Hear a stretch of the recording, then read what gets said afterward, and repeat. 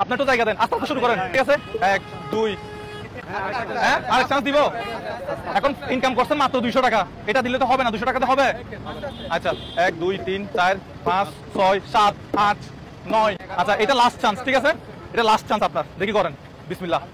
1 2 3 4, পারেন। যাই হোক, তোমার কাছে টাকা কত আছে? হ্যাঁ, একটু বাইর করো। আপনি জিতছেন কত টাকা? উনি কত টাকা দিচ্ছে? 1400 টাকা দিচ্ছে টোটাল, 3 বার চান্স দিয়ে। একটু টাকাগুলো কোন তো? 10,000 আছে এখানে, এগুলো একটু গোনেন, ব্যাট বল রাখি দেন।